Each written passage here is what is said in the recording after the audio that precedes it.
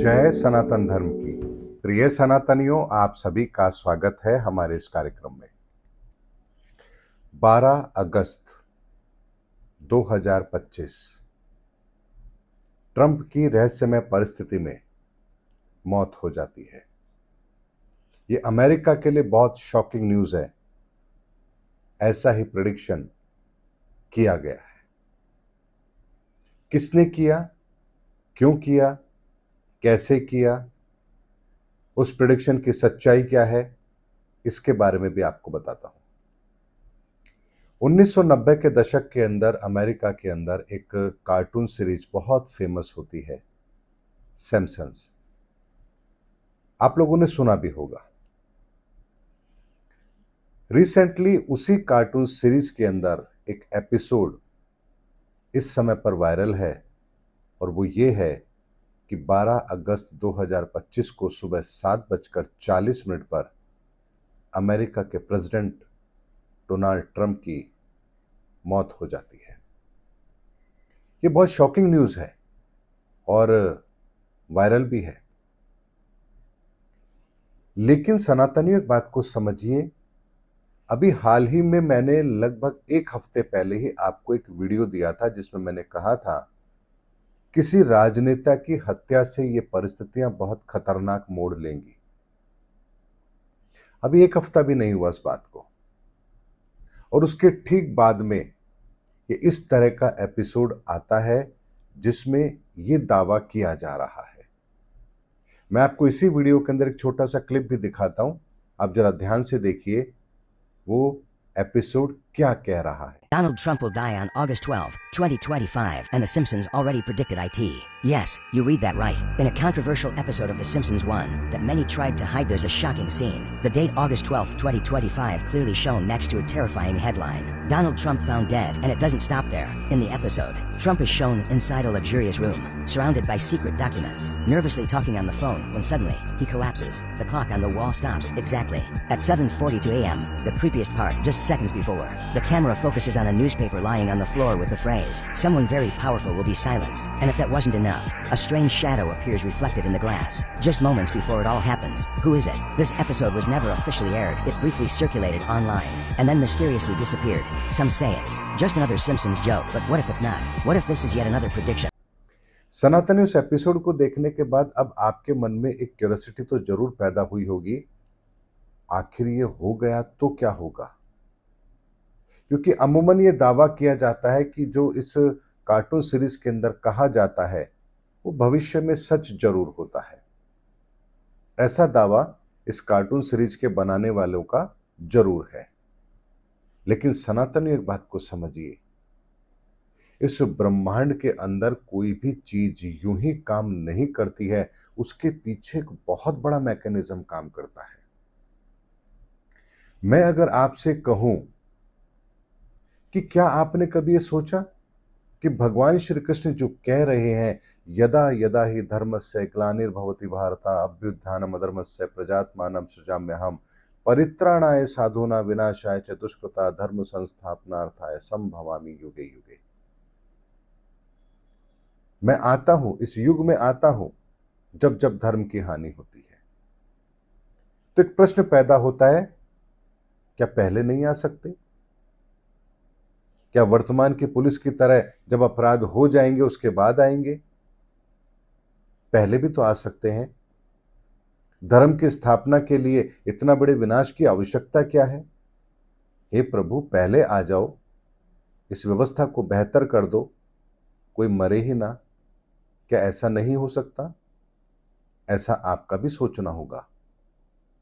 लेकिन सनातनी, यदि आप इस प्रकृति के विज्ञान को जानते हैं, सनातन के विज्ञान को जानते हैं, तो आपको यह बात अच्छी तरह से पता होगी कि कब कौन सा समय किस घटना के लिए ही होता है। भगवान श्री कृष्ण ने शिशुपाल का वध किया, कहा तेरी 99 गालियां मैं माफ कर दूंगा, लेकिन 100वीं गाली तेरी माफ नहीं होगी, और उसके बाद मैं तेरा वध जरूर कर दूंगा। यहां वो हंसता है और गालियां देना शुरू करता है। भगवान श्री कृष्ण मुस्कुरा रहे हैं और 99 गाली तक कुछ नहीं बोलते, और जैसे ही वो उस सीमा को क्रॉस करता है, भगवान श्री कृष्ण उसका वध कर देते हैं। ये मैकेनिज्म ऐसे ही काम करता है।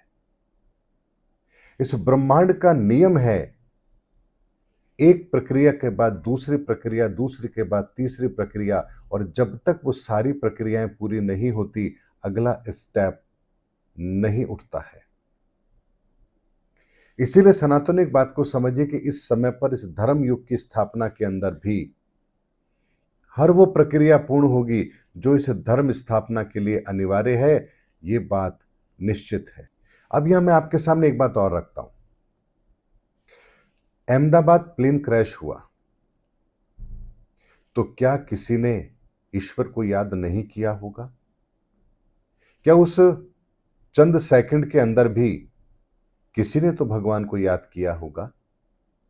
तो भगवान बचाने क्यों नहीं आए? उस प्लेन में छोटे मासूम बच्चे भी थे, उनकी क्या गलती थी? उन्होंने कौन सा पाप किया? ईश्वर ने उनको क्यों नहीं बचाया? आपके मन में एक प्रश्न आना चाहिए। तो इसका उत्तर भी आपको सनातन के आधार पर देता हूं।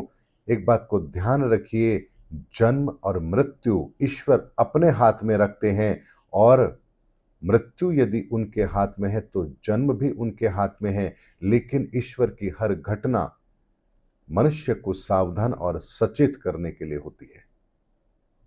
इसीलिए उस घटना में जो लोग मारे गए, ईश्वर ने उन्हें अगला जन्म देकर उनको मुक्त कर दिया। लेकिन उस घटना ने हम मानवीय लोगों के हृदय में एक बात अवश्य उस बात की छाप छोड़ी है कि आखिर हम जा किस दिशा में रहे हैं। चलिए इस बात को और थोड़ा ब्रॉड वे में समझते हैं। गाजा में हथियारों का प्रयोग कर रहा है, वहां भुखमरी के हालात हैं, बड़ी दयनीय स्थिति है। तो क्या वहां पर कोई भी अल्लाह को नहीं पुकार रहा होगा? क्या जब वहां पर चीख पुकार चारों तरफ होती है तो क्या कोई अल्लाह को याद नहीं करता?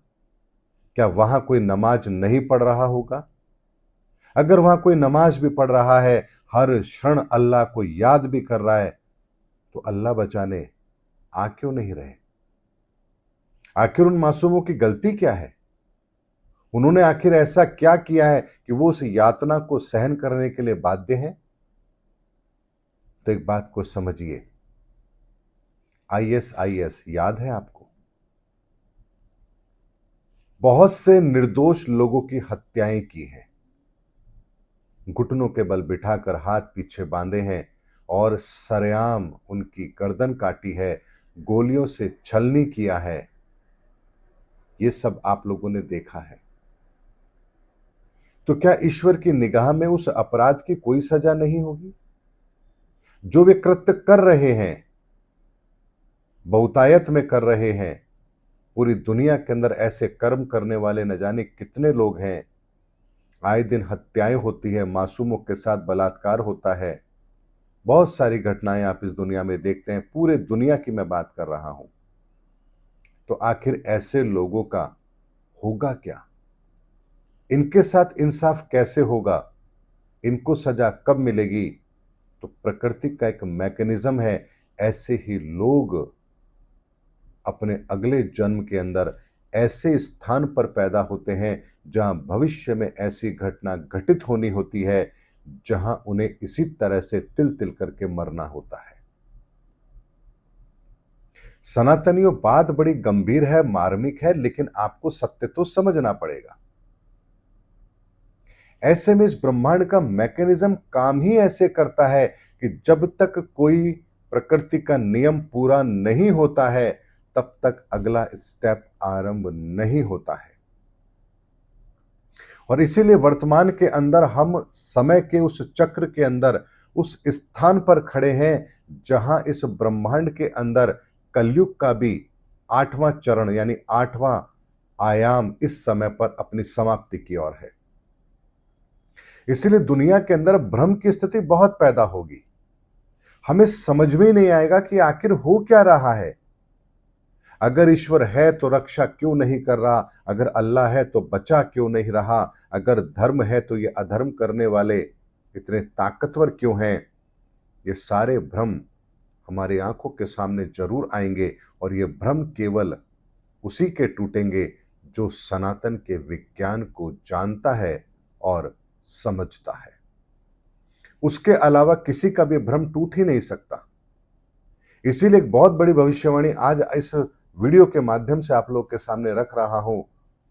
सितंबर के एंड तक और अक्टूबर के मध्य तक इसी साल के इस दुनिया की परिस्थितियां वो हो चुकी होंगी जो किसी से संभाले नहीं संभलेंगी। और ये वो समय होगा जब दुनिया के हर क्षेत्र से त्राहिमाम बस यही परिस्थितियां जन्म लेंगी। इसीलिए एक के बाद एक घटनाक्रम, उसके संकेत और उसका इस तरीके से दुनिया के सामने आना, ये संयोग मात्र नहीं है, इसके पीछे बहुत बड़े ईश्वरीय संकेत है। ग्रहों के आधार पर मैंने आपको आकलन दिया कि किसी बड़े राजनेता की हत्या से ये परिस्थितियां और विकराल होंगी, और एक ऐसे कार्टून सीरीज के द्वारा उस गवाही का आना कि हां ऐसा होगा, ऐसा प्रेडिक्शन उनका करना, ये एक इत्तेफाक नहीं है। मैं ये नहीं कह रहा कि ऐसा होगा, लेकिन एक संकेत है कि परिस्थितियां कितनी जल्दी विकट होने वाली है। वो राजनेता कौन होगा, वो परिस्थितियां क्या होंगी, वो देश कौन सा होगा, ये अलग विषय है, लेकिन परिस्थितियां जा उसी तरफ रही हैं जिसका आकलन मैंने आपको अभी 1-1.5 हफ्ते पहले ही दिया है। इसीलिए सनातनियों, ग्रहों के विज्ञान के आधार पर जो निष्कर्ष निकलता है वो निष्फल नहीं होता है, लेकिन उस निष्कर्ष के निकलने के बाद में यदि हम हाथ पर हाथ धरे बैठे रहें और उस दिशा में काम ही ना करें, तो इससे बड़ा दुर्भाग्य हमारा कोई और हो नहीं सकता। इसीलिए इस युग परिवर्तन के अंदर आपको इस लड़ाई में तो शामिल होना ही पड़ेगा, चाहे आप दुनिया के किसी भी कोने में क्यों ना हो। आपको अपने आत्मा के स्तर पर ये लड़ाई लड़नी पड़ेगी, अपने मन के स्तर पर आपको ये लड़ाई लड़नी पड़ेगी, आपको भावनाओं के स्तर पर ये लड़ाई लड़नी पड़ेगी, आपको राष्ट्र के स्तर पर ये लड़ाई लड़नी पड़ेगी। आपको लड़ाई तो लड़नी पड़ेगी, आप निष्क्रिय रह ही नहीं सकते। इसीलिए अब बहुत कम समय शेष बचा है। इस युग परिवर्तन के उस अंतिम चैप्टर को आप घटित होता हुआ देखेंगे। इसीलिए धर्म के रास्ते पर रहिए, सनातन का दामन थामे रखिए। आपका बाल भी बांका नहीं होगा, क्योंकि प्रकृति के नियमों के साथ यदि आप खड़े हैं तो प्रकृति का कोई भी नियम टूटता नहीं है, और अगर नियम नहीं टूटता तो आपकी सुरक्षा सुनिश्चित है। उम्मीद करता हूं सनातनियों, मेरा वीडियो आपको अच्छा लगा होगा। अगले वीडियो में आपसे फिर भेंट होगी, तब तक हमारे चैनल पर बने रहिए। जय सनातन धर्म की, जय धर्म युग की, जय सनातन विश्व।